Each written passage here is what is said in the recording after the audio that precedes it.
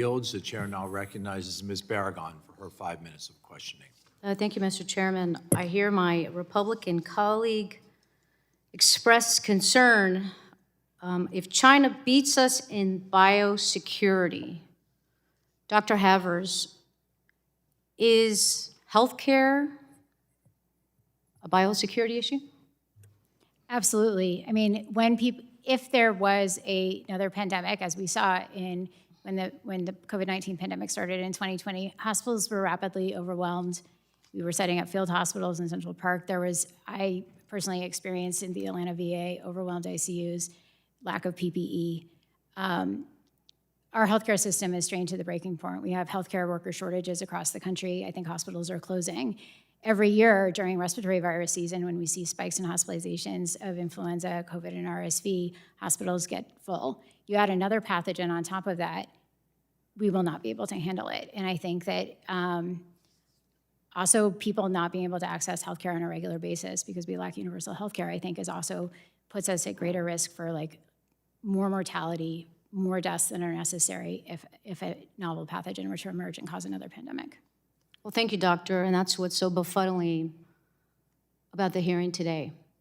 It's that I serve on the healthcare subcommittee. I have waved on to this hearing because we haven't had a hearing since September. And the concern of China beating us on biosecurity is a real one, but that includes making sure Americans have access to healthcare. It's making sure that the Congress, including Republicans who are so deathly afraid of this president, stand up and speak out on the dismantling of the infrastructure of our healthcare system.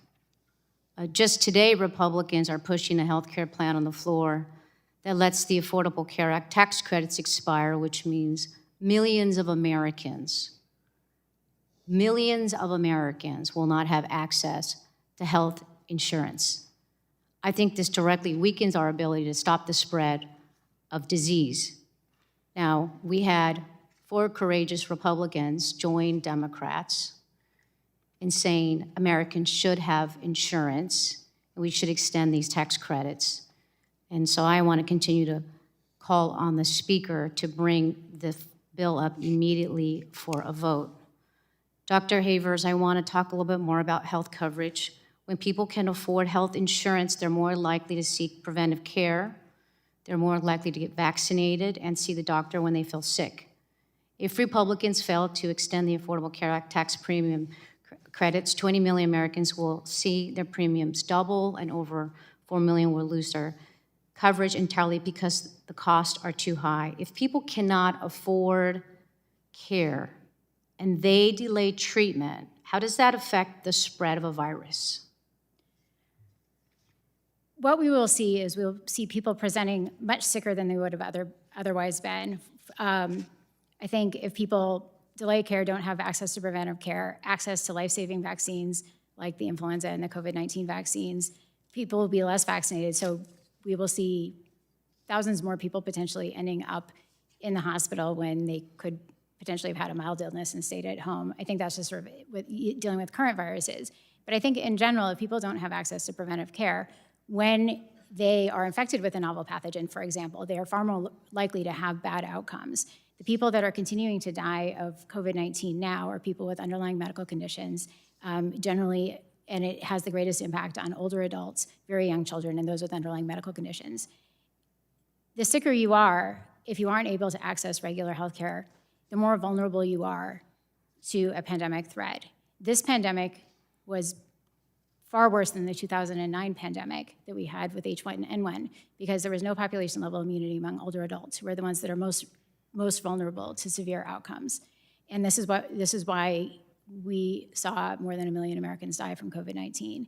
I think having a robust healthcare system where all people have access to treating underlying medical conditions that will, mitigate or make them less likely to have severe outcomes if there was a novel pathogen, I think is very important. But just even deploying vaccines, if they become available, is really challenging to do if you have no primary healthcare provider, if you have a weakened healthcare infrastructure, and if people aren't able to get treatment in the setting of a pandemic because hospitals are overwhelmed and we don't have enough nurses, doctors, and other hospital staff to provide care.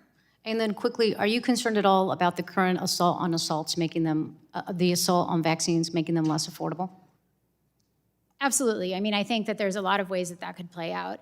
I do think that one of the things that this committee, the ACIP committee, if they do not recommend a vaccine, and they change it and they don't say a shared clinical decision-making, then it doesn't necessarily have to be covered by Time has insurance. expired. Great. The chair now Thank you. I yield back. recognizes